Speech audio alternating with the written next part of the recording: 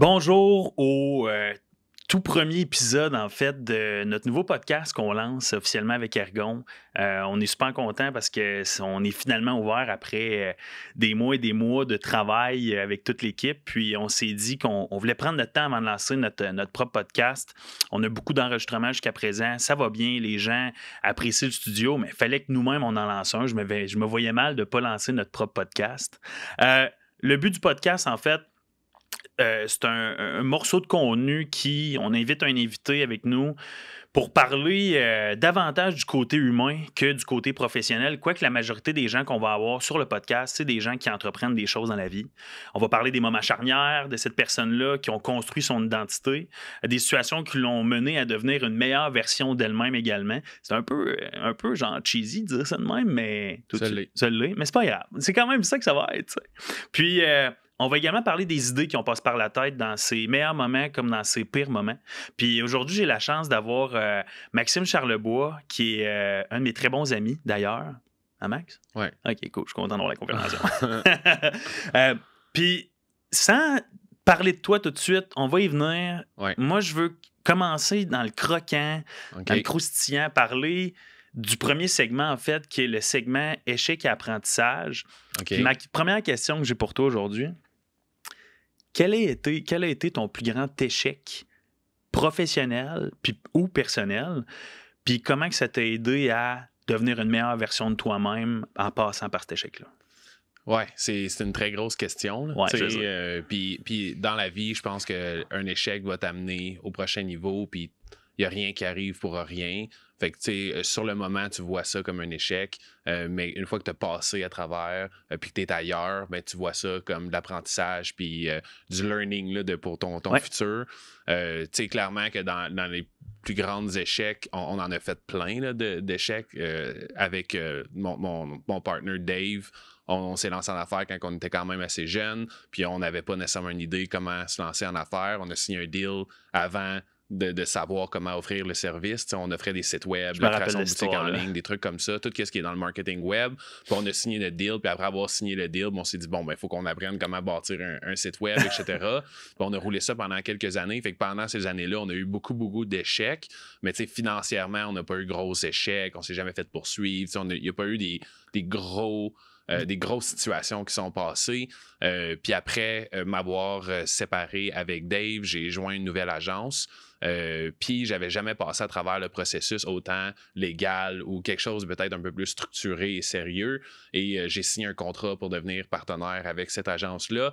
Puis je te dirais que d'avoir signé ce contrat-là, c'est probablement, pour moi, je considère une des plus grosses échecs que j'ai faites, mais ma plus grande apprentissage en même temps.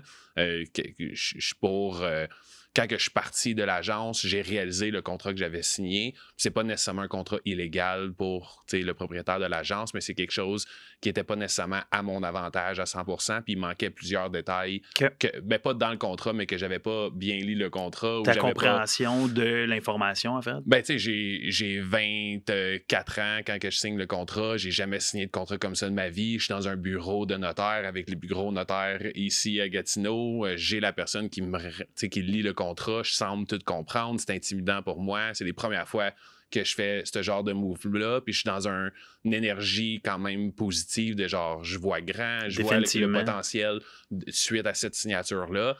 Mais je te dirais la plus grande échec, entre guillemets, c'est de ne pas avoir peut-être double-checké les contrats, de ne pas avoir été voir quelqu'un complètement externe de la relation que j'avais avec l'ancienne agence, qui n'était pas un employé de l'agence ou un contracteur de l'agence, qui avait peut-être des avantages à rendre l'agence contente. Qui était neutre, en fait. Qui était neutre à 100%. Fait que je te dirais que ça, ça a été ma plus grande échec, parce que ça a été plusieurs mois suite à mon départ de l'entreprise. Ça m'a coûté des sous. Des sous ou des dollars? Des dollars. Ça m'a coûté beaucoup de dollars partir de là. Puis, tu sais, ça a engendré un paquet d'affaires de comme, OK, ben là, je m'en vais, je reçois une courriel que ça va me coûter de l'argent, des dollars, m'en aller de là. Puis là, il faut que je rencontre un avocat, que je comprenne c'est quoi les conventions d'actionnaire, comment qui ont fait l'évaluation d'entreprise à la signature du contrat, avec la relation avec un avocat, la relation avec des notaires, le conflit avec l'ancien employeur. C'est tout ce côté-là qui a duré longtemps, puis qu'il y a eu beaucoup de détails autour de ça pour affecter mon image ou me faire mal financièrement, des trucs comme me bloquer pour mon futur, les entreprises que je voudrais travailler ou lancer dans le futur, etc. Fait que c'est comme peut-être cette partie-là qui serait une de mes plus grandes échecs en affaires, qui m'a coûté le plus d'argent, de temps et de place dans mon cerveau là, pendant des mois. Ça, c'est définitivement quelque chose que j'ai regretté pendant longtemps, qu'aujourd'hui, j'ai passé à travers, que c'est payé, que je dois plus rien à personne. Je le vois comme un apprentissage, parce que je ne ferais pas cette erreur-là 2 fois, là, clairement. Puis, tu sais, parmi tout ce que tu as vécu, tu sais, j'imagine que dans l'état d'esprit que tu étais à ce moment-là, ben en fait, je me rappelle, j'étais là. Ouais. C'était pas évident. Non. Il y a beaucoup de questions qui te remontaient dans la tête, des remises en question également. Ouais. Quelle est la chose qui, via ton état d'esprit, a changé? L'apprentissage que tu as fait avec cette situation-là t'a amené à level up ta game, là, littéralement. C'est quoi cette chose-là? Je te dirais d'être au pied du mur. Tu sais, quand tu n'as plus le choix, faut que tu step up. Là. C'est soit que tu acceptes que ça te coûte beaucoup, puis que tu es dans l'inconnu, puis que tu as l'impression de te faire avoir sans connaître tous les détails. Mais il a fallu que je lis mon contrat, il a fallu que je fasse mes démarches, il a fallu que je sois presque plus organisé que l'avocat pour m'assurer qu'ils comprennent bien qu'est-ce que je veux, que je comprenne qu'est-ce qu'ils disent, qu'on soit sur la même longueur d'onde, de ne pas me faire dire des trucs que je comprends pas. Qu'encore une fois, tu comprenais pas, tu sais, exactement. pas une deuxième fois. Ouais, c'est ça. Je pense que c'est ça qui a fait en sorte que j'ai step up encore plus de... Il n'y a pas personne d'autre qui va le faire à ma place. Puis il n'y a personne qui va m'appeler pour dire regarde, paye sur 1, puis tout est détruit, puis ça arrête, puis tu passes à autre chose. Il faut que tu gères la situation. Et devant toi, tu as 2 options. Puis moi, je voulais pas aller dans l'option facile de payer, puis de regretter pendant longtemps, de me dire peut-être que j'aurais pu m'en sortir, peut-être que je me suis fait avoir, de me poser plein de questions. J'ai été au fond des choses. J'ai confronté ce qui était malaisant ou intimidant pour moi. Quand la personne de l'autre côté de la table était intimidante pour moi, puis je look up tout pendant des années, puis que là, ça se revire contre moi, mais ça peut déstabiliser quelqu'un. Mais comme je pense que l'élément qui a fait en sorte que j'ai passé à travers quand même après, je me dis, j'ai passé à travers quand même facilement, mais tu sais, c'est le monde autour de toi. J'ai des amis de feu, j'ai des collègues de feu, j'ai une famille de feu. Tu sais, j'ai vraiment, vraiment du bon monde autour de moi qui m'ont supporté pendant tout ce processus-là, que ce soit mentalement ou même à un certain moment financièrement, que j'étais au pied du mur. Parce que des avocats ou des notaires, ça coûte 350-400$ de l'heure, puis les heures vont assez vite, ça s'accumule, ça travaille des dizaines, des vingtaines d'heures sur ton dossier, les deux, puis fait que, ça peut s'accumuler quand même assez vite. Fait que c'est très stressant, mais le fait que j'avais le bon monde autour de moi, ça facilite tellement la chose, parce qu'au final, l'argent, c'est pas nécessairement important. C'est important. Il va toujours en avoir de la vie. Il va toujours en avoir. Il y a toujours d'autres sources de revenus, mais c'est très difficile de trouver d'autres bons mondes comme que j'ai autour de moi. Là. J'ai vraiment un entourage d'or. Ah, c'est cool. Ben, c'est le fun. Puis tu sais, je pense que tu mets le doigt dessus, là, de fait de comprendre. Tu sais, souvent, on se laisse aller, autant que ça soit personnellement que professionnellement, regarde, tu sais, le chemin le plus facile, tu sais, ça va être celui que je vais prendre, mais d'arriver puis de décider non, il faut que je comprenne qu'est-ce qui vient de se passer pour pas que ça se reproduise une autre fois. Tu sais, chapeau pour ça, parce que ça fait partie du knowledge que maintenant tu as acquis. Puis la beauté de la chose, c'est que tu ne referas pas la même erreur. Non, t'sais. 100%. En tout cas, si t'as refait...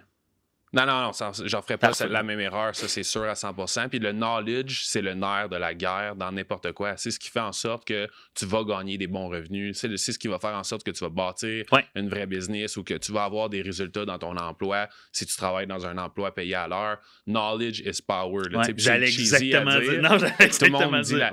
Tout le monde dit ça, mais comme... puis tu sais, je suis quand même quelques gourous, mettons, du web, là, comme les Gary Vaynerchuk, puis qui disaient tout le temps, tu sais, dans ta vingtaine, faut que tu builds ta personne, faut que tu builds ton skill set, faut que tu builds ton entourage, faut que tu essayes des trucs, faut que tu te plantes puis que tu apprennes de qu'est-ce que tu as fait comme erreur pour que tu monétises éventuellement. Mais je pense que ça fait partie de l'apprentissage puis de devenir une meilleure personne, de prendre le choix facile, comme dans ton exemple tantôt, ben tu vas pas apprendre ou tu vas pas maximiser ton apprentissage. clairement que la grande majorité des gens ne veulent pas toujours passer à travers le coin le plus tough ou le chemin le plus tough.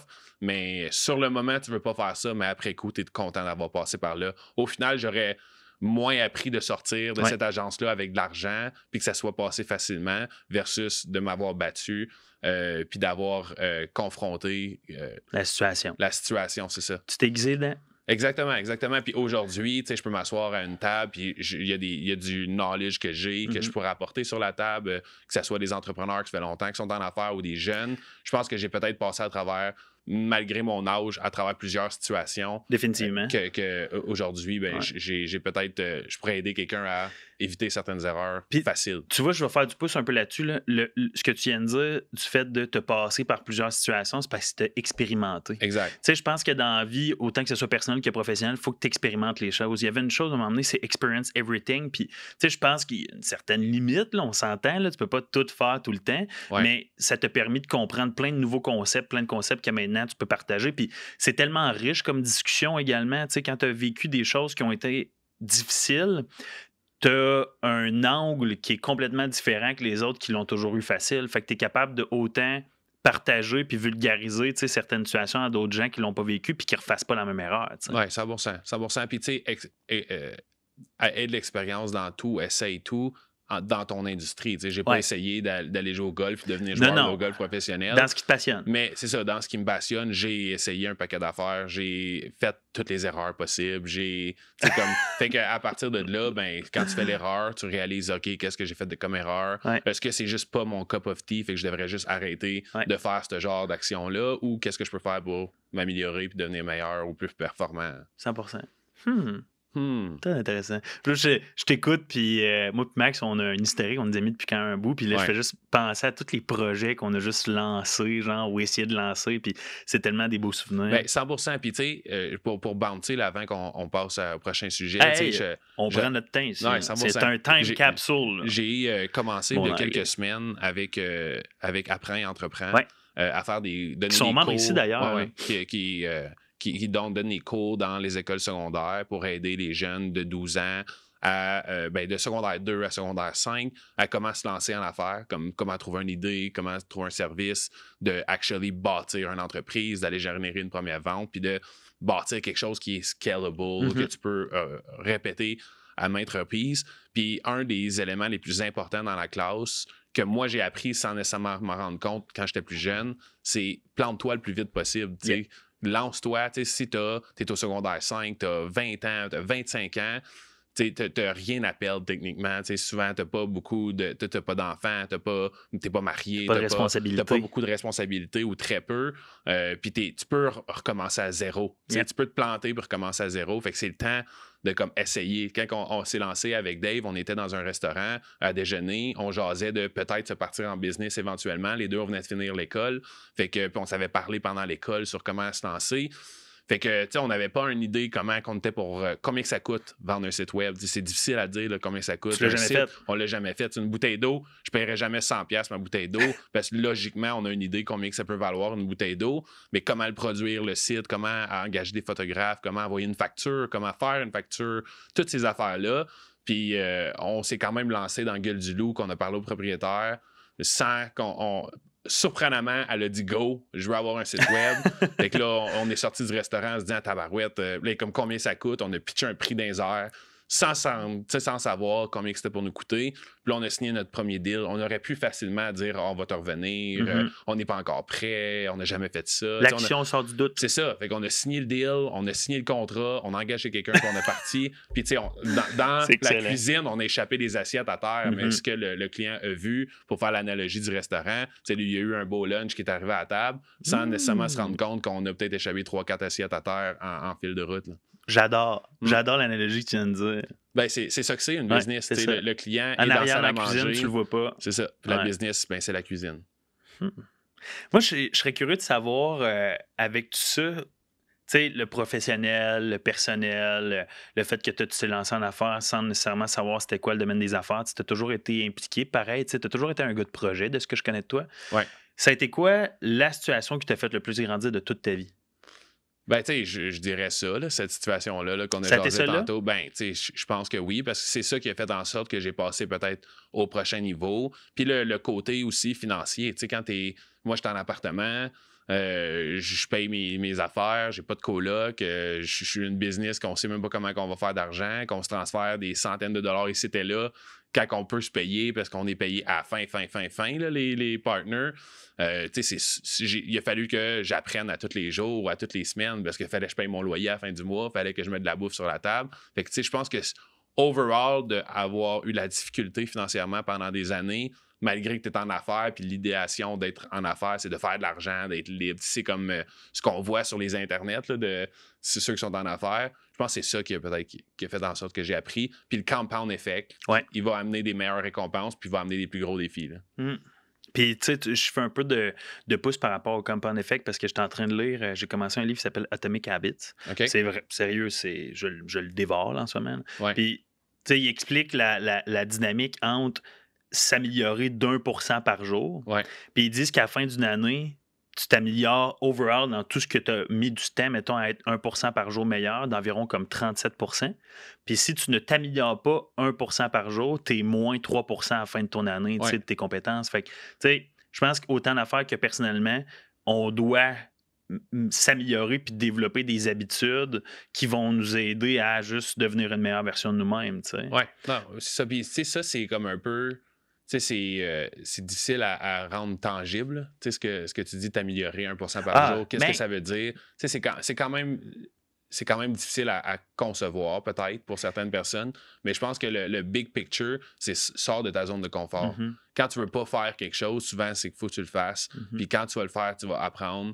Fait que tu sors de ta zone de confort, tu step up toujours. Ton truc tombe pas sur le pilote automatique. Non, faut pas. Puis je pense que c'est la beauté d'être en affaires ou d'entreprendre quelque chose, d'avoir ce profil-là. Toujours en train de sortir de ta zone de confort. Ça va pas bien avec un client. Il y a eu une erreur qui s'est faite à l'interne. Faut que tu gères la situation avec un client. Il y a personne qui aime rentrer dans la rencontre puis de gérer cette situation-là, mais il faut que ça se fasse. Personne ne va le faire à ta place. De passer à travers ça, ça va te sortir de ta zone de confort. Tu vas t'améliorer dans ton pourcent cette journée-là en ayant eu cette rencontre-là. Là. Mais moi, je vais te dire le contraire. OK. Ben, je pense qu'on restait ensemble à ce moment-là. J'ai suivi j'étais dans une cohorte avec Manu Lemire, je le salue d'ailleurs, de développement personnel. Puis on avait travaillé 4 piliers, en fait, qui étaient le pilier financier, le pilier professionnel, le pilier relationnel, puis le pilier... Non, c'est pas vrai. Développement personnel, professionnel financier, relationnel, puis physique. Puis, dans cette optique-là, moi, depuis ce temps-là, j'avais créé comme un document que je marquais c'était quoi mes objectifs puis le processus que j'allais faire pour atteindre ces objectifs-là. Puis tu peux tracker 100%. Tes avancements. Tu sais, quand on parle, mettons, du 1% par jour, c'est, mettons, moi, je m'en vais au gym, je fais mes jambes. Tu sais, on parlait, tu finissais, toi, tes jambes avec 100 squats. Tu sais, 10 reps dans le fond, de 10. Tu sais.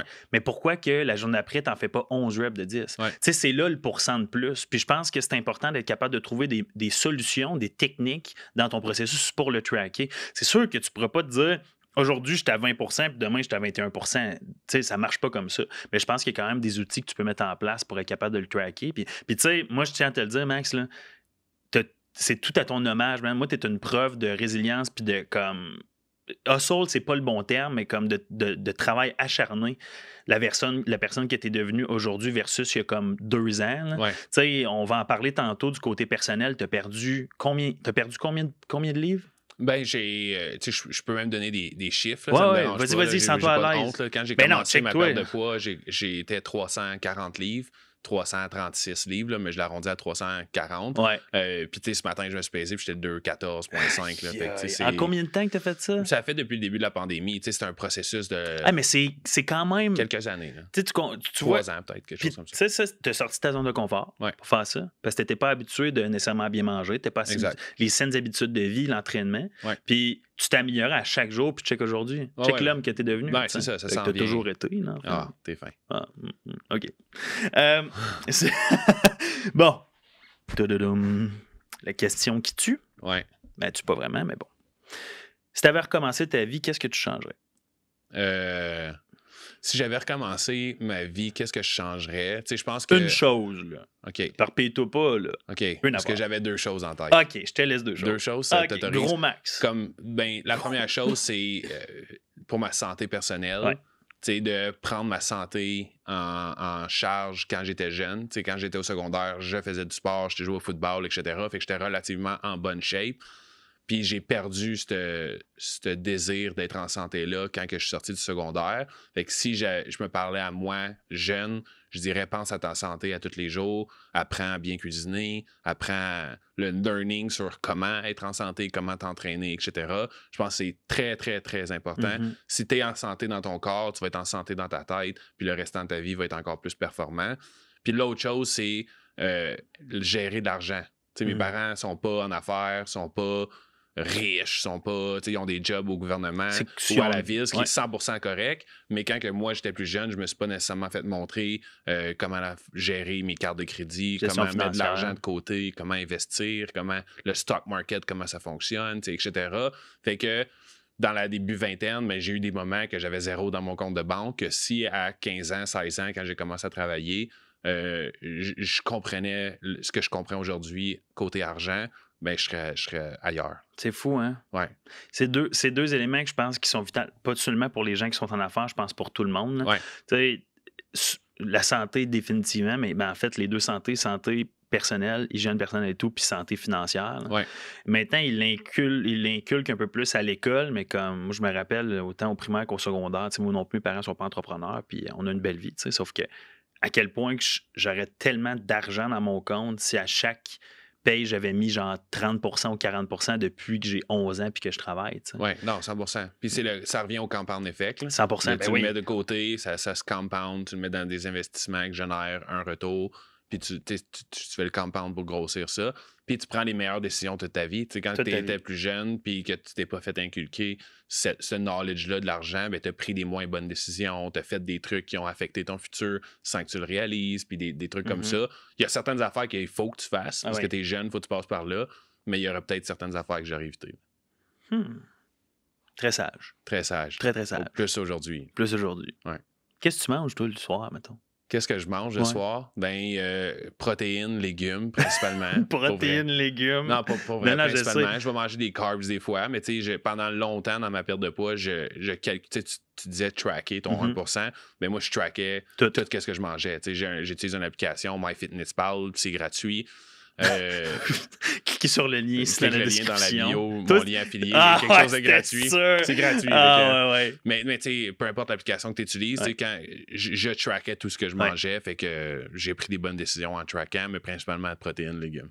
Puis t'as pas un repas en particulier que t'aimes, mettons, là, on parlait d'assiette cassée dans la cuisine tantôt, quand tu livres l'assiette, c'est quel genre d'assiette que t'aimes manger? Ben, c'est plein des affaires, là, je veux dire, j'alterne, je sais pas que si tu on sait vraiment ce que tu manges maintenant, là, c'est clair. Ouais. Ouais, regarde, on va passer à d'autres choses. Section développement personnel. Ouais.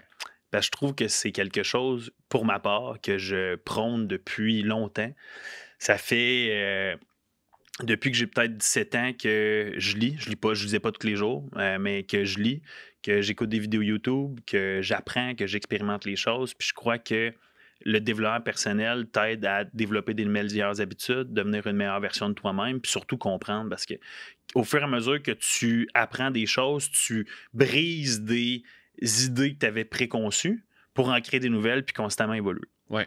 C'est pour ça que je m'étais dit que c'est une bonne idée de l'ajouter dans le podcast. La première chose au niveau du développement personnel, c'est ta plus grande réalisation et les sacrifices que tu as dû faire pour y arriver. Ma plus grande réalisation et les sacrifices que j'ai dû faire pour arriver à cette réalisation. Ouais. C'est une bonne question. C'est une bonne question. Je pense que de travailler fort, de te mettre sur ton X. J'ai essayé plein de trucs autres qu'en dehors de mon skill set. Puis ça n'a pas nécessairement été les meilleurs moves que j'ai faits. Je pense que c'est de bien comprendre c'est quoi ton skill set à toi, qu'est-ce qui te passionne de faire, comment optimiser ce skill set-là, plus que juste lire des livres là-dessus ou écouter une vidéo là-dessus. C'est de regarder ce que tu as fait, d'apprendre dans ce que tu viens juste de faire, dans tes bons coups, dans tes échecs, pour ton futur. C'est toujours être en mode apprentissage. J'ai pas répondu à ta question vraiment. Non, vraiment pas, mais c'est pas grave. Je sais pas toi, vraiment Ben, quoi te répondre. On va faire... Est-ce que, tu sais, une réalisation que tu as faite, est-ce que ça peut être, mettons, ton plus gros mois en termes de chiffres? Tu sais, on parlait de ça le mois passé, là, parce que, tu sais, maintenant, parce que tu travailles, on va parler un peu du côté professionnel tantôt aussi, mais tu travailles pour une agence en marketing, mais en influenceur. Tu sais, on parlait pas nécessairement de chiffres, mais tu me disais que c'était ton plus gros mois. Est-ce que ça, c'était ta plus grosse réalisation à vie? Est-ce que ça a été le fait de perdre, tu sais, 100 livres et plus? Est-ce que ça a été le fait de déménager? Ben, c'est clairement ma perte de poids. Là. C'est ma plus grande réalisation. Aussi, ce que je suis le plus fier, du moins, de la vie, comme ma vie, comment elle a changé. Puis il a fallu que je change, certains de mon entourage. Il a fallu que je change mes habitudes. Il a fallu que je change le sport que je faisais, la bouffe que je mangeais. Puis c'était complètement différent de ce que je faisais avant, d'enlever des habitudes de genre je fumais la cigarette avant. C'est vrai, t'as arrêté des de affaires fumer, de même. Ça fait longtemps que j'ai arrêté de fumer la cigarette. C'est juste des petits détails comme ça. Puis aujourd'hui, je me sens en santé, je me sens fort, je me sens performant au travail. Puis c'est une des raisons pourquoi que le mois passé, c'était un des meilleurs mois pour moi, à vie dans l'agence, avec mes chiffres personnels. C'est que tout ça, c'est dans l'ordre. Puis le compound effect a fait que ben, je suis plus performant à mon travail. Fait que clairement, ma perte de poids, c'est l'étape numéro 1. Même, genre, faut que tu penses à ta santé. Peu importe, même si t'es pas nécessairement overweight, de t'entraîner, de t'entraîner avec une résistance dans tes muscles, que ce soit à lever des poids, que ce soit avec du body weight, que ce soit aller courir, ça va changer ta vie complètement. Puis de faire ça de façon continue, ben c'est très difficile. C'est difficile d'aller t'entraîner 5-6 fois par semaine pendant des années. 9 fois sur 10, ça me tente pas d'aller m'entraîner. Puis en plus, je vais le matin, à 5h30 le matin, je suis dans le gym. Puis la personne qui est dans ma vie, elle est dans le gym à 4h30, 5h le matin. Fait que ça me pousse pour sortir de ma zone exactement, ça me sort de ma zone de confort. Puis ça me tente rarement. Là. Fait que de faire des actions comme ça qui te sortent de ta zone de confort. J'aime bien mieux manger ma crème glacée puis manger une pizza ou une poutine pour souper que manger du poulet, des avocats puis du riz. Là. Mais je me sens différent quand je mange le poulet puis les avocats puis le riz que quand je mange la pizza ou quand je mange la crème glacée. Mais le compound effect de ça va faire en sorte que quand j'arrive à la job, ben je vais frapper des moments plus tough.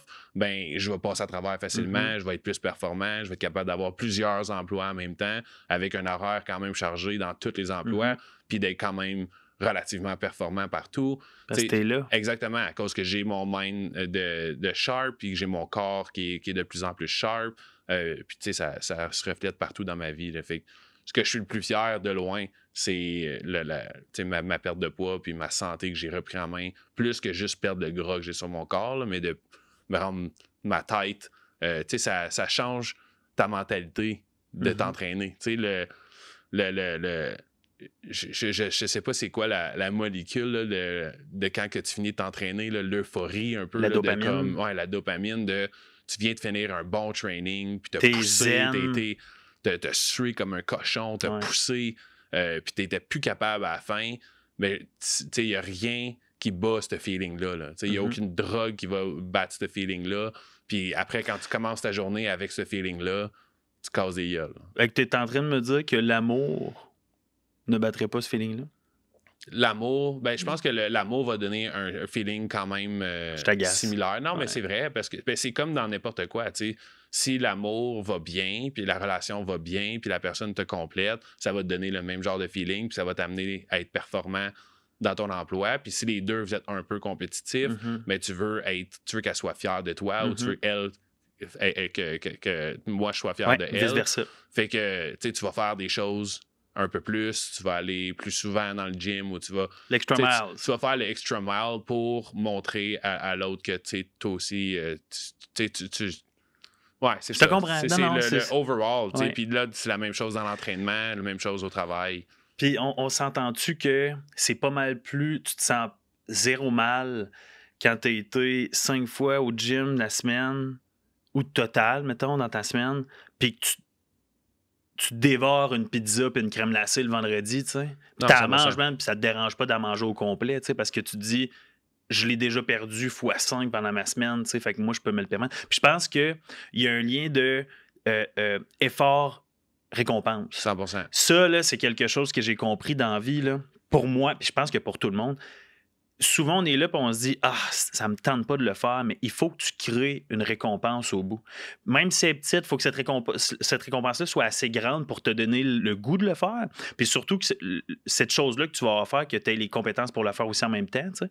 Mais il faut absolument que tu aies une récompense au bout. C'est ce qui va te donner l'intérêt de vouloir pousser, c'est ce qui va te donner la motivation de pouvoir le faire. Puis c'est ce qui va aussi t'entraîner à entraîner ton cerveau à être discipliné à l'accomplir. Tu sais, aller au gym à 5h30 du matin, là, tu te lèves à 5. Tu travailles un peu, tu te passes l'eau dans la face, peut-être que tu te calmes un café comme pré-workout. Ça te tente pas. Non. Puis surtout, si le soir avant, là, tu t'es couché à 11h30 là, parce que tu as chillé avec des amis ou whatever, même tu t'es couché à 10h, c'est tard, genre, te lever à 5h, pour moi. Ouais. Mais tu le fais. Exact. Parce que tu le sais qu'à la fin de la semaine, là, check-toi. Exact. Non, mais puis je pense que c'est même primordial d'avoir une récompense. Il faut. Parce que ma première, si on revient avec genre la perte de poids puis l'entraînement, ma première diète que j'ai suivie, c'était une diète. C'était pas on change tes habitudes. C'était coupé. J'ai coupé tout à 100%. J'ai suivi un programme qui s'appelle Idéal Protéines ou Innovacure. J'ai fait les 2 programmes au début, mais tu manges 1100 calories par jour, tu n'as jamais de cheat days, tu as beaucoup moins d'énergie quand tu vas au gym parce que je suis censé manger 3000, 2500 calories, j'en mange 1100.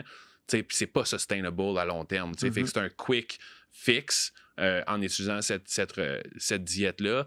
Ben, c'est pas dans 1 an, je peux pas être encore en train de faire ça. Ou sinon, je vais devenir fou ou je vais flipper de l'autre bord, que je vais juste finir par décrocher puis revenir dans mes mauvaises habitudes. Fait que d'avoir ta récompense, c'est comme c'est primordial. C'est ce qui fait que dans ma semaine, je suis dans le gym, je fais attention à ce que je mange parce que je le sais que mon vendredi soir, quand que je vais être chez nous avec mes chums, ben, je vais jouer au poker avec mes chums, mais je vais avoir un pot de crème glacée, je vais avoir ton petit classique. Je vais avoir mon classique parce que ça, c'est ma récompense. Cette formule-là, de juste faire attention à ce que tu manges, de t'entraîner, puis d'avoir une récompense, ben, c'est sustainable toute ma vie. Je vais aller au gym 5 fois par semaine minimum, ou je vais faire un entraînement 5 fois par semaine minimum toute ma vie. C'est sustainable. Fait que c'est des changements plus que genre la diète en soi, puis la récompense, ben, c'est ce que je regarde en me disant, regarde, je travaille fort live, ben, je vais avoir ma récompense à la fin de la semaine, puis je vais l'enjoyer à 100%. Avant, quand je mangeais du junk food ou j'allais au dépanneur mettre du gaz, j'achetais une cochonnerie à manger. Pour la manger. Puis, tu sais, au final, je l'enjoyais pas tant que ça. Non. Parce que c'était pas une récompense, ça faisait partie de ma vie de tous les jours. Là, mon pot de crème glacée le vendredi, quand je le mange avec les boys autour de la table. Vous le mangez tout ensemble? Hein? Non, mais je le mange, j'en donne à personne. Je le sais. Non, mais comme quand je mange mon pot de crème glacée, je l'enjoy. Chaque bouchée, je l'enjoy. Le c'est goût, anodin, je l'enjoy. mais Parce que c'est ma récompense, justement. Là. Fait que note à tout le monde. Petite crème glacée le vendredi. Ben, d'avoir une récompense, moi, c'est ce que j'aime. Ben oui. Faut que tu trouves qu'est-ce que toi t'aimes. Puis les récompenses, ça peut être un paquet d'affaires. Ouais. Puis, tu détermines ce que c'est pour toi. Une des affaires que l'ancienne agence m'a appris, c'était de même financier, de acheter, faire des achats impulsifs. C'est pas la meilleure idée. Donne-toi un objectif. Si tu atteins cet objectif-là, fais cet achat-là. Ça se reflète partout dans ta vie. 100%. Sur financier, même en amour, regarde, on fait tel truc, puis on l'atteint, on va se récompenser, puis ça va être notre récompense, puis tu vas l'enjoyer plus, tu vas, 100%. 100%. Qu'est-ce qui t'inspire dans la vie, toi, Max? Ben, les gens à succès, là, parce que j'ai comme objectif d'atteindre un certain level financier dans ma vie, de bâtir une entreprise. Les gens autour de moi m'inspirent beaucoup. J'ai des bonnes personnes qui entreprennent des projets. Toi qui as ouvert Ergon ici avec une 40aine de bureaux, qui a des bureaux de coworking avec le team que tu es en train de bâtir. Tu as des investisseurs autour de toi. Tu as des gens qui ont le double de ton âge, puis que toi, tu es allé cogner dans les bureaux et dire non, c'est moi qui vais te leader ça, ce projet-là, puis prête-moi de l'argent, puis je le sais que ça va fonctionner. C'est vraiment, vraiment inspirant. Les gens, genre Dave, qui est le propriétaire de l'agence que je travaille, il a beaucoup de succès dans sa vie. Ben, ça, c'est inspirant. Puis de savoir que je les ai autour de moi, c'est vraiment, vraiment inspirant. Puis c'est le fait que les gens soient inspirés par toi dans certains aspects de ta vie, c'est inspirant pour moi aussi. Ça motive. J'ai tellement parlé de ma vie personnelle avec mes amis autour de moi qu'aujourd'hui, je ne peux plus retourner en arrière. Fait que, ça m'inspire à toujours pousser pour aller au prochain niveau.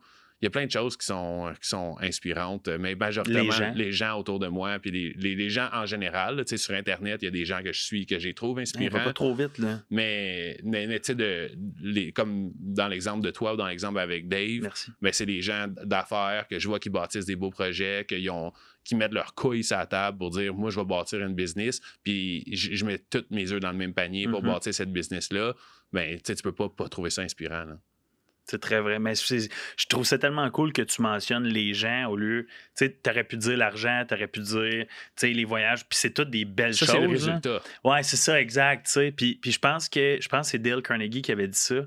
T'es le reflet des 5 personnes que tu côtoies le plus souvent. Tu sais, côtoies 5 personnes qui sont dépressifs, qui sont pauvres. Ouais, tu sais, qui ont un état d'esprit qui est complètement différent du tien, qui a un état d'esprit de manque. Tu vas avoir un état d'esprit de manque. Tu sais, côtoies 5 personnes qui font juste fumer des joints tous les jours puis qui fument des clopes puis no shame, tu comprends? Tu vas être comme ça. Fait que, tu sais, de t'entourer. Puis, tu sais, je pense que c'est un peu ça le but d'Ergon aussi, là, d'être avec des like-minded people puis de te dire, hey, moi, quand je rentre ici, je le sais que c'est des gens qui ont à cœur leur succès puis le succès des autres, tu sais.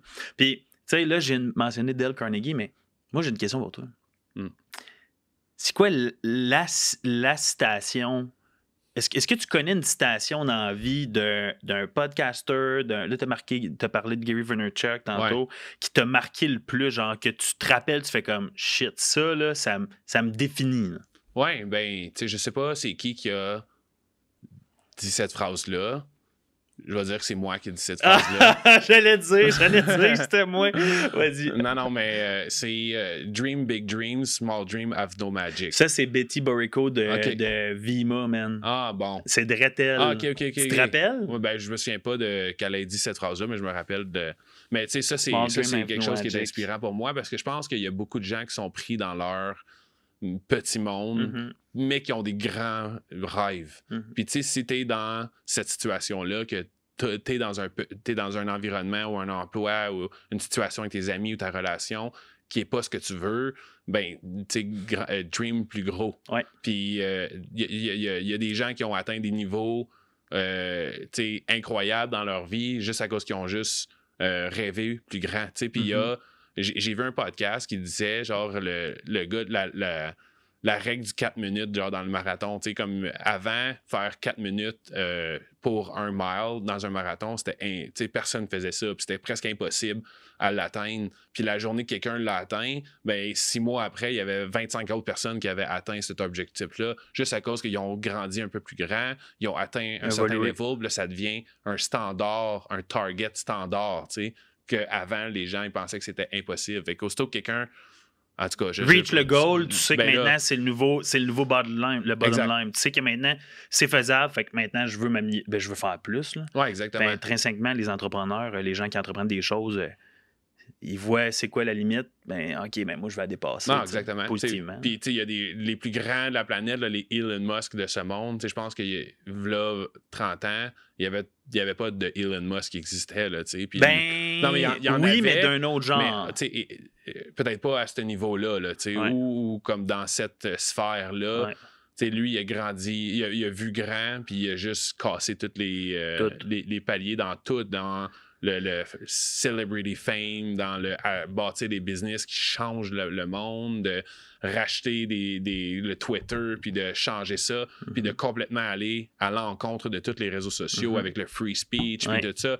Il fait des choses que personne n'ose faire, mais qu'il va avoir un after effect à cause de ces actions-là. Là. Tu sais, c'est hier, j'ai lu un article concernant tout ça, c'est que il a perdu 100 milliards de dollars en 2022. T'sais. Fait que ça vient à cause d'avoir acheté Twitter? Toutes les actions qu'il a prises. Pas juste comme Twitter, là, genre une panoplie de choses. Donc que l'action de Tesla a baissé. L'action de Tesla a baissé avec la compagnie je pense que c'est Boring Project aussi qu'il avait fait. Puis tu sais, c'est des moves que tu fais dans la vie que je pense qu'il a rendu à ce niveau-là, c'est que tu as tout ce que tu as de besoin. Fait que tu peux faire le move que tu veux à un certain point, sauf que des fois, les moves sont moins bons que d'autres. Ah oui. Mais tu sais, le gars... 100 milliards d'évaluation, il va le rattraper dans 2 ans. Ah ouais. Puis il en vaut T'sais, 300, genre 275. C'est rendu là, c'est pas du pocket change, mais c'est plutôt, je n'ai perdu 100 là, je vais en faire 200 après. C'est tellement des niveaux qui sont incroyables. Ouais. Puis il doit avoir à long terme, de dire, j'accepte de perdre ça parce que je vois qu'à long terme, ça va valoir la peine. Je pense que, oui, définitivement. Puis... Ou la vie, des fois, la COVID n'a pas probablement aidé, ou des éléments qui ont fait en sorte. Le marché boursier est ultra bas, là, puis eux autres, leur fortune est beaucoup basée sur les actions de leur entreprise. Fait que, si l'action perd 50%.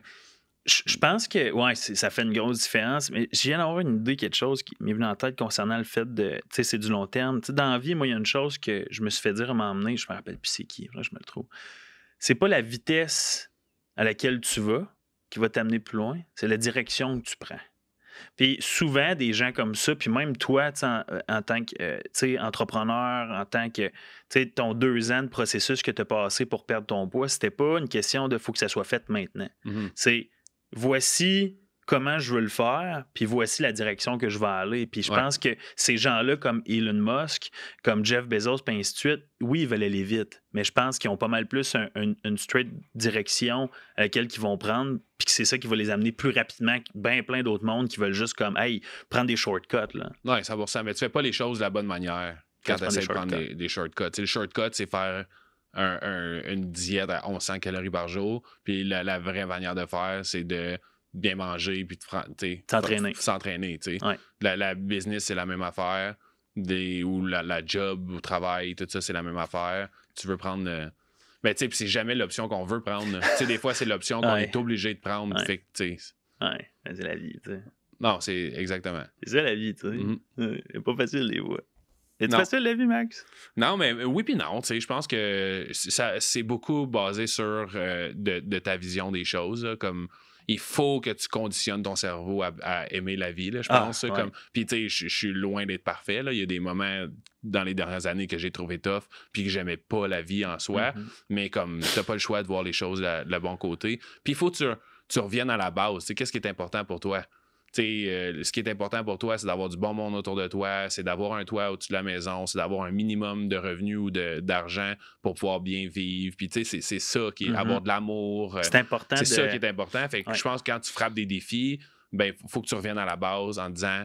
je me souviens là, qu'une journée, on était une dizaine de personnes chez nous, puisqu'on fait souvent des activités chez nous, dans ma cour, puis je venais juste de recevoir un courriel, puis le courriel m'a vraiment, vraiment affecté, parce qu'il y avait des menaces, il y avait des insultes, il y avait des montants d'argent, il y avait un paquet d'affaires qui m'avaient vraiment touché, puis je pense que là, je me suis levé la tête, puis j'étais déstabilisé, puis j'ai vu tout le monde dans ma cour en train d'avoir du fun avec les chiens, les blondes, on était en train de faire du spikeball, on était en train de faire du barbecue. Puis au final, je me suis dit, je m'en fous de cet email-là. Je vais pas le déliter puis passer à autre chose. Va falloir que je confronte cette situation-là. Mais j'ai réalisé que c'est pas important. Non. Même si je perds dans cette situation-là, je m'en fous parce que j'ai tout ce monde-là autour de moi. Puis eux autres, que je sois riche, que je sois pauvre, ils s'en foutent, eux autres et tout. Ils veulent m'avoir, moi, ma personne dans leur vie, puis vice-versa. C'est la base, tu sais. Fait que si t'as ça de nail down, le reste, c'est des détails. Bars. Bruno Mars. Mais, aïe. Il y a une chose là-dessus qui est hyper importante, à mon avis, c'est tu dois pas laisser des situations telles que celles que tu as vécues venir changer l'état d'esprit dans lequel tu es à ce moment-là. Il faut que tu sois capable de segmenter, de compartimenter les choses. Tu reçois un courriel, puis moi, je pense que c'est pour ça que maintenant, je regarde mes courriels genre comme 2 fois par jour, le matin puis le soir, là, parce que c'est trop facile d'arriver puis tu as une mauvaise nouvelle puis ça vient détruire ta journée. Avant, il faut que tu sois capable de la segmenter puis de la tasser puis de te dire, OK, ça, je vais le régler plus tard. T'sais. Puis là, tu profites du moment dans lequel tu es puis tu gardes ton momentum. T'sais. Non, 100%. Puis ça revient, il n'y a rien qui arrive pour rien.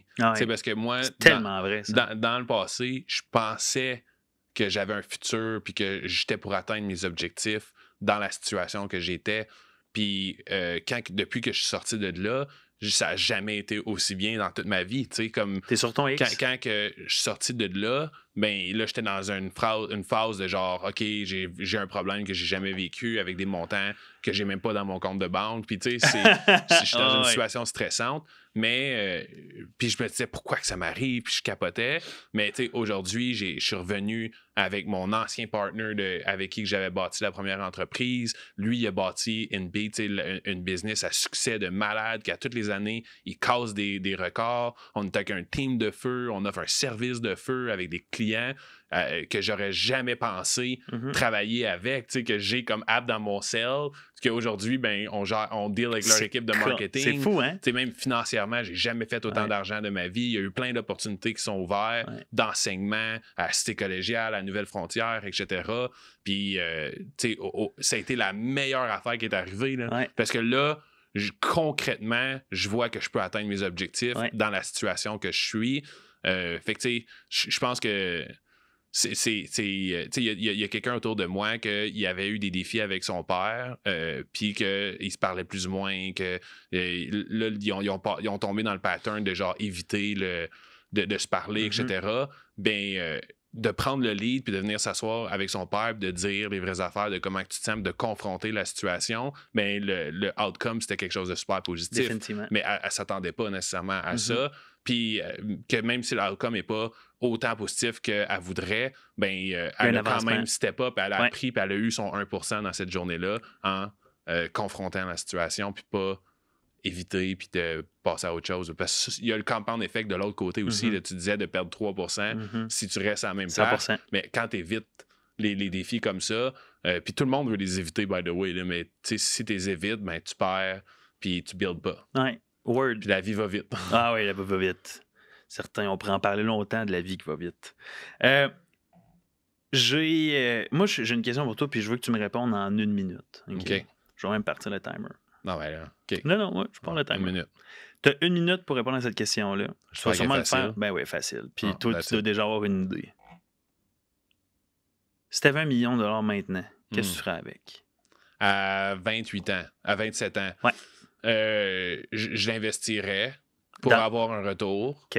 Fait que j'irais dans des investissements comme immobilier ou des stocks à dividendes. Genre, je diversifierais mon investissement pour pas avoir à du stress par rapport à l'argent. Combien? Ben, tu sais, je ferais faire les calculs, mais peut-être genre 50%, là, give or take. Puis le reste, je l'investirais dans mes skill sets puis bâtir quelque chose que j'aime. Okay. Fait que j'investirais dans des formations, j'investirais dans rencontrer des bonnes personnes, j'investirais dans une entreprise, dans ce que j'aime pour développer ce skill set-là puis de monétiser mon skill set. Ce serait probablement ce que je ferais. D'avoir une certaine sécurité financière, de ne pas stresser avec l'argent, puis de l'autre côté, l'investir dans moi puis dans bâtir le réseau. Là. Très fort. Tu l'as fait en 7 secondes. 53 secondes. En 53 secondes. Bien joué. Mais pour vrai, je pense que c'est une excellente réponse parce que t'as pas. Souvent, on travaille, puis on prend moins le temps de s'éduquer, tu sais, parce qu'on sait qu'il faut qu'on fasse rentrer du cash. Fait que le fait de dire j'ai la liberté financière ou une stabilité qui fait juste grossir, après ça, mettre du temps dans toi, man, je pense que. Puis ton skill set, c'est ce qui va rapporter du cash. Définitivement. Puis, c'est le fait que tu bâtisses. Moi, je fais plus genre de la vente ou le marketing, les relations humaines. C'est plus ça mon skill set que n'importe quoi d'autre. Mais de plus que je deviens bon en vente, de plus que je développe des bonnes connexions avec des gens, de plus de deals que je vais closer, de plus facile ça va être de renouveler mes deals puis de bâtir des plus gros comptes avec nos clients, ben, de plus d'argent que je vais faire. Fait que de rentrer dans une zone de genre je fais juste mon travail puis je tombe dans un pilote automatique, ben, tu développes pas ton skill set nécessairement. Puis, les gens autour de toi vont te sortir de ta zone de confort. Puis Dave me sort énormément de ma zone de confort. Quand j'étais avec l'autre agence, ben, c'était des services de marketing local. Fait qu'on aidait les entreprises locales, des restaurants, des boutiques, des choses comme ça. Puis que lui, avec InBeat, c'est des entreprises plus globales. Partout aux États-Unis, 100% en anglais. J'étais pas nécessairement 100% bilingue. T'as pris des cours? Ouais, c'est ça. Puis là, lui, il me dit, moi, j'avais trouvé un autre job quand je suis parti de là. Ben, je savais même pas ce que je voulais faire. Je voulais juste sortir de là, puis voir c'était quoi mon futur, avec qui je voulais travailler, vers où je voulais aller. Puis on est en train de jaser avec Dave. Puis là, il me dit, regarde, viens-t'en avec nous autres, prends les cours d'anglais, puis plante-toi. Il dit, je m'en fous que tu te plantes, que tu perdes des clients. je le sais que tu as un skills là-dedans, tu vas pouvoir te développer, puis moi, je suis prêt à prendre le risque de t'avoir dans notre équipe, mais de rentrer d'une nouvelle job, à vendre des services que j'ai jamais vendus, à le genre de clients que j'ai jamais dealé avec des chiffres que je suis stressé même encore aujourd'hui de dire parce que c'est des chiffres que j'ai de la misère à le concevoir. 100% d'une autre langue que je ne suis pas habitué. C'est de sortir de ta zone de confort solide, mais ça te prend des fois des gens qui vont te pousser à sortir de ta zone de confort, puis ça devient là de l'importance d'avoir les bonnes 5 personnes autour de toi. Puis là, on tombe dans une zone de confort de comme, OK, mon anglais s'en vient bien, on close des deals, je suis capable de contrôler les conversations même avec des gros brands, puis de actually closer le deal avec des bons prix, que notre équipe est capable de livrer des résultats, puis je fais pas tout pour juste avoir mon deal avec des rabais. Ben là, c'est OK, comment qu'on te sort plus de la zone de confort? Ben, tu sais, Dave, il est comme on va engager quelqu'un, puis on va bâtir un assistant de vente, on va bâtir un autre vendeur. Mais moi, j'ai jamais fait ça. Puis là, on vient d'engager quelqu'un. Non, mais même encore aujourd'hui, je l'ai jamais vraiment fait à ce niveau-là. Tu sais, je l'ai fait pour le local, mais c'est d'autres choses, tu sais, complètement, une autre réalité. Mais là, dans les prochaines semaines, il y a quelqu'un qui rentre, on vient d'engager quelqu'un.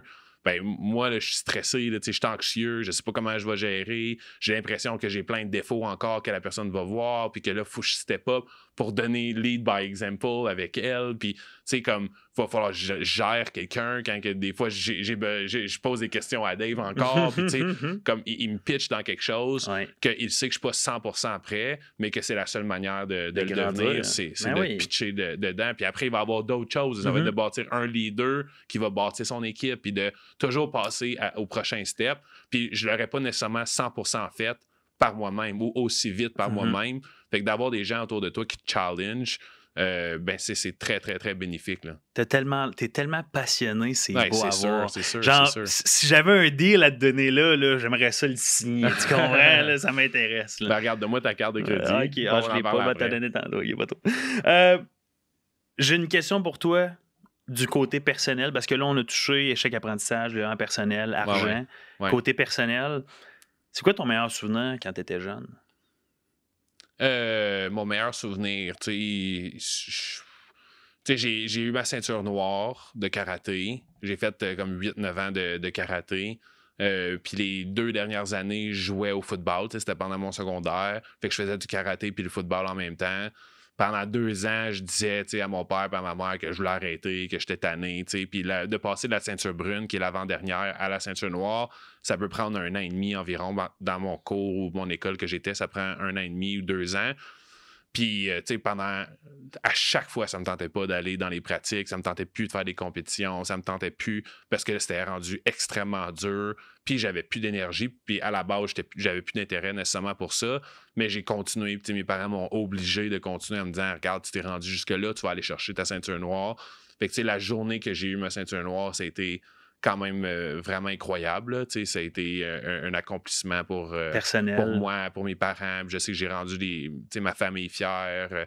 Fait que je pense que c'est le fait ça fait longtemps que je voulais quitter, puis que là, je l'ai atteint enfin, mais la satisfaction d'arrêter quand tu as atteint ton objectif, il n'y a rien de plus satisfaisant que ça. Là. Est-ce que tu dirais que ça t'a aidé à développer ta discipline que tu as aujourd'hui? 100%. T'sais, comme les 2 sports que j'ai faits quand j'étais plus jeune, c'est ce qui ont changé ma vie là, d'une certaine manière. Je viens d'une bonne famille, bon entourage, j'ai jamais été dans la drogue, jamais été avec nécessairement des mauvaises personnes autour de moi. Mais le fait que je faisais du karaté, ben, ça t'enseigne la discipline, ça t'enseigne de suivre quelqu'un, d'avoir quelqu'un qui a de l'autorité sur toi, puis de faire les bonnes choses pour avoir une récompense, puis de développer du self-control, puis d'un skill set envers toi-même, fait que tu es moins stressé dans ta vie de tous les jours. Puis comme j'ai joué au football aussi pendant 5 ans, ben le football a fait en sorte que si je voulais être sur le terrain la fin de semaine en train de jouer la game, ben, il fallait que j'ai des bonnes notes à l'école, il fallait que je sois un exemple dans ma classe, puis je n'étais pas nécessairement un exemple quand j'étais plus jeune dans ma classe, mais ça m'a poussé à le devenir parce que je voulais être sur le terrain de football. Puis le football est bonté que s'il y a quelqu'un dans l'équipe qui fait quelque chose de wrong, tout le monde paye. Ouf! Puis, tu sais, même quand, je me souviens, là, une pratique qu'on avait faite, il y avait quelqu'un dans notre équipe qui avait skippé l'école, puis moi, j'allais à Carrefour, à Gatineau, puis il y a comme un centre commercial de l'autre côté de la rue, puis notre coach de foot avait pris quelqu'un dans l'équipe de football, skipper l'école à Carrefour, au centre commercial, genre l'autre bord, pendant l'école, puis la pratique, le soir même, la personne n'était même pas là. La personne qui a skippé. Qui a skippé n'était même pas en pratique parce qu'elle a vu que le coach l'avait vu, puis là, elle savait qu'est-ce qui s'en venait. Fait qu'elle est juste pas venue dans la pratique. Puis nous autres, on a couru pendant 2 heures. Puis la seule raison pourquoi on a couru, c'est parce que lui, il a skippé l'école. Fait que, tu sais, aussitôt que tu deviens moindrement un leader, une position de leader dans l'équipe, puis que toi, tu fais quelque chose comme ça, tu sais, ça va extrêmement affecter ton image, la relation que tu as avec tes coéquipiers, etc.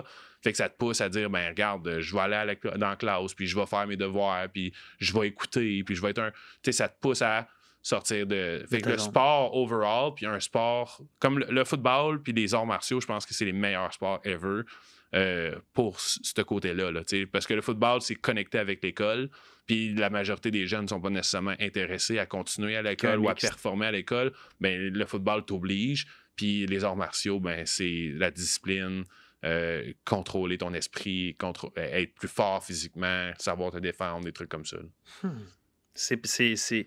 C'est quand même cool. J'étais content de te poser la question parce que, tu sais, je les ai vus, tes ceintures.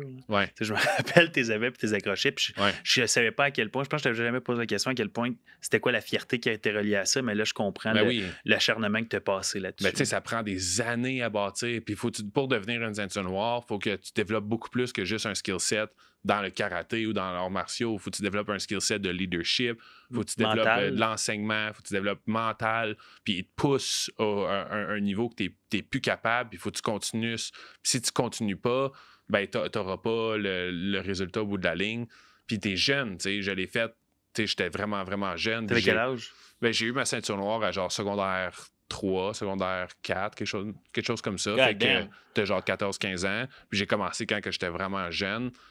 Fait que, tu sais, c'est surtout dans ce moment-là, c'était un moment crucial pour mon développement personnel. Puis j'ai toujours été quand même quelqu'un de calme, de plus structuré, ben, pas nécessairement organisé tout le temps dans ma vie, mais plus à son affaire. Puis c'est toutes des skills que j'ai appris.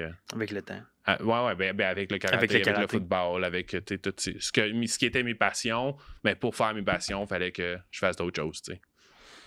C'est presque déjà la fin, Max. Tabarouette. Ouais, je sais, on pourrait continuer même pendant facilement une heure. Ça fait 1 heure. Déjà? Oui, je sais. Mais non, c'est pas 1 heure. Oh, ouais, je te dis, là. Wow. Ouais, on pourrait parler de même pendant une autre heure. Oh my God. Ouais, mais regarde. Shout-out aux personnes qui sont encore là. Définitivement. Mais tu sais, c'est intéressant. On a des bonnes discussions, puis on rôde le podcast en même temps, puis tu es une personne qui est intéressante à écouter, tu vulgarises bien ton information, puis tes idées, puis je pense que c'est ça qui fait en sorte que, en tout cas, c'est un des points pour lesquels je voulais t'avoir sur le podcast aussi. Tu es un de mes meilleurs chums dans la vie. Tu es un collègue de travail maintenant parce que tu es installé à Ergon. Autant que je t'haïs quand tu dis plein de niaiseries, genre sur l'heure du midi. Ben, pas je t'haïs, là, mais on rigole. Autant que je trouve ta personne très noble et humble par rapport à ce que tu as accompli dans les dernières années. Puis moi, je tiens à te lever le chapeau. Merci, j'apprécie. Puis tu sais, je te relance l'appareil, tu sais, comme ça fait 1 mois là, que je suis à Ergon, peut-être 1 mois et demi, quelque chose de même, un peu plus qu'un mois. Puis tu sais, j'ai jamais vu quelque chose d'aussi sharp que ça. Tu sais, même le staff ou les collègues que tu as à Ergon, c'est du bon monde. Tu vois qu'ils sont passionnés, ils regardent les détails, la culture que vous êtes en train de bâtir ici. Qu'on est en train de bâtir. Oui, mais que vous avez créé à la base. Puis nous autres, on participe à ce projet-là. Mais tu sais, c'est incroyable. Les bureaux sont sharp, l'emplacement est sharp. Tu sais, comme il y a vraiment quelque chose ici. Puis je vois que c'est déjà en train de se remplir. Puis on est encore au début. Aïe. L'événement de lancement qui s'est passé dans les dernières semaines. Tu sais, il y avait 100-150 personnes ici. C'était parfait. Tu sais, les peintures partout. C'est créatif. Je vois les gens qui sont... tu sais, qui louent un bureau ici, c'est des gens que je suis content d'avoir dans le bureau. C'est tout du monde sharp. On est assis ensemble le midi, on va brainstormer des idées, on va rire ensemble. Il y a une dynamique. Il y a vraiment, vraiment une belle dynamique. Là. Fait que, tu sais, j'apprécie de... Moi, je voulais faire partie de ton succès. Tu sais, c'était les discussions qu'on a eues avec Dave quand on a parlé d'aller dans un bureau. Ben, tu sais, c'était un no-brainer de venir, même si tu nous en parlais quand même souvent avant que ça se concrétise. Mais tu sais, quand c'est difficile pour nous de voir ta vision. T'sais, on n'est pas dans ta tête. Non, on voit des modélisations 3D, mais c'est pas concret encore. Mais là, quand on est rentré ici, puis même Dave, quand il est rentré ici, il a fait comme tabarouette. C'est vraiment sharp. Fait que, tu sais, les gens qui nous écoutent, tu sais, venez visiter. Ouais. Je pense que vous ne seriez pas déçus. En terminant, Le mot de la fin. ben, non, le mot de la fin, le mot de la fin. Là. Ouais. Cessons, là, c'est le mot de la prochaine continuité. Je sais pas si ça se dit, mais on va en faire un autre podcast, c'est sûr. Qui verrais-tu au podcast? Qui tu crois qu'on devrait inviter? C'est une bonne question. Qui que. N'importe qui, là.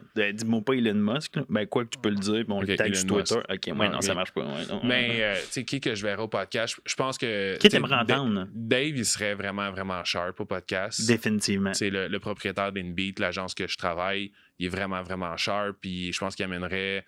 Tu sais, il est jeune puis il accomplit quelque chose d'assez incroyable. Je pense que c'est. Moi, je le considère comme notre Elon Musk ici. Là. Ah oui, je confirme. Puis tu sais, je pense que n'importe quel entrepreneur à succès, là, j'ai oublié son prénom, là, mais le propriétaire du Mercedes, hein, j'ai oublié son nom, maudit. Tu sais de qui que je parle? Oui, je sais de qui tu Il y a eu parles. un accident d'avion. Je l'avais passé dans une entrevue avec un podcast.